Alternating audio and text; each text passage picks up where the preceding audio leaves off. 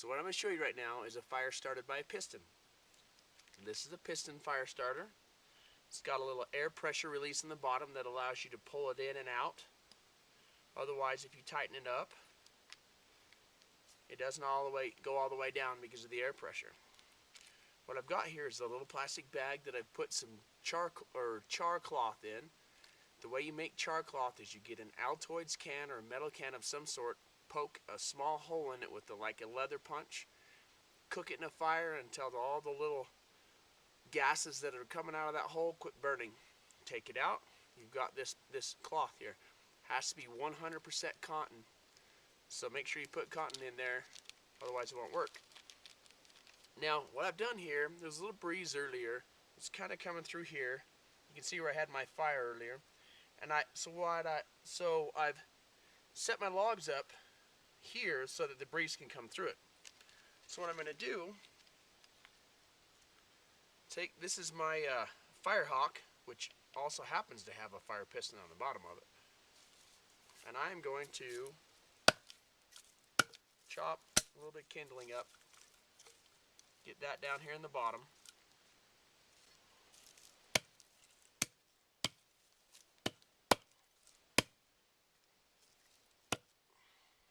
This is my more medium-sized stuff. I can make a teepee right here, but in my case, I'm just going to put it on this extra back log.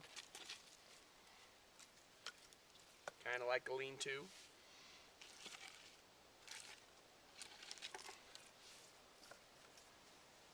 And then I'll put my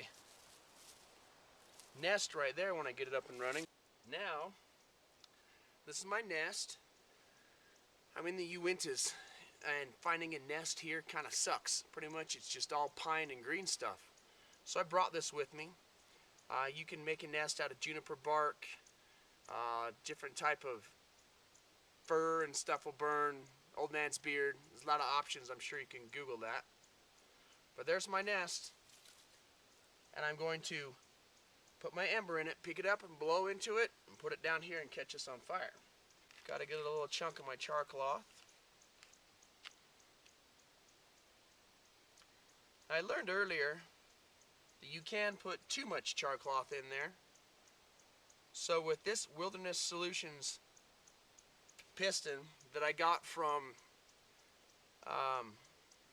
WildJakes.com, I pretty much try to make it just level on the top here. Two reasons. It's not too much. Shred a little bit. And it won't get stuck in the bottom. I've had it sit and smolder in the bottom where I can't get to it. I just use a stick to get it out. Always remember to tighten that valve on the bottom before you hit it.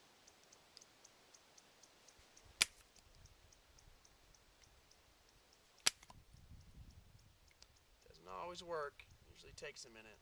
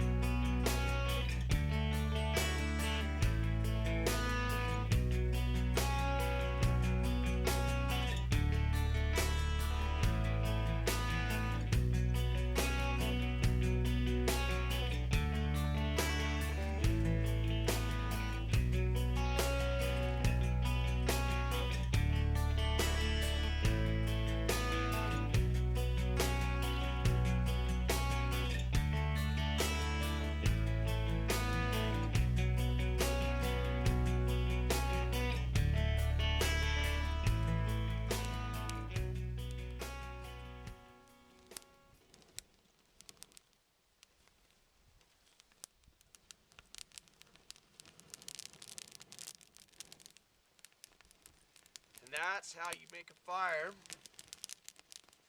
with a fire piston. Even though it's started, I've still got to make sure I keep some good oxygen on it until this other logs start catching on fire too.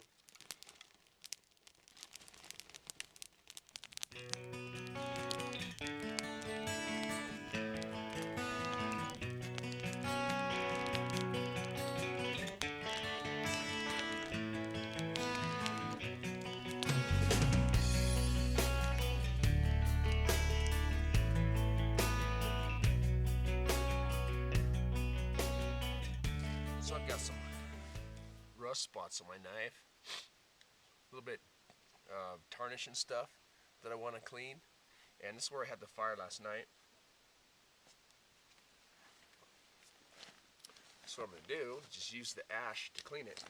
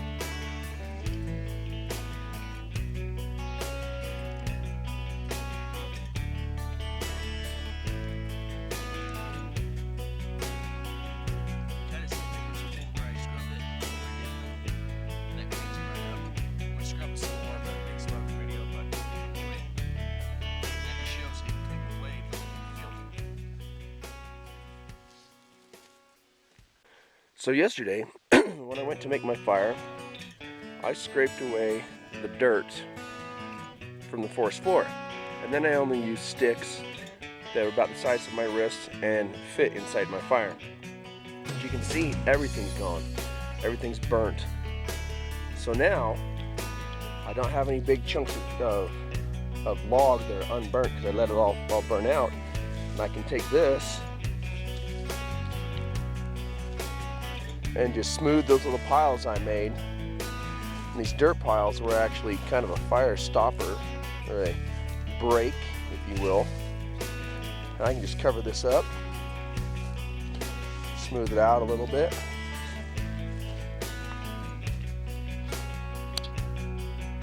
And really, you can't even tell that there's been a fire there. So if you scrape away the pine needles to the dirt, scrape away a layer of dirt, and have that layer of dirt around your fire, make a small fire with wood no bigger than your wrist, and let it burn completely down.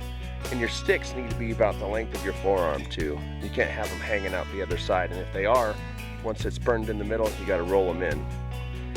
And that burns all of your fire completely, and then the next morning you can just scrape the dirt back over the top. Didn't need to make a fire ring, didn't need to make a mess, and once I pull up my tent and everything, you won't even know that I've been here. And that's how you make a fire without leaving a trace.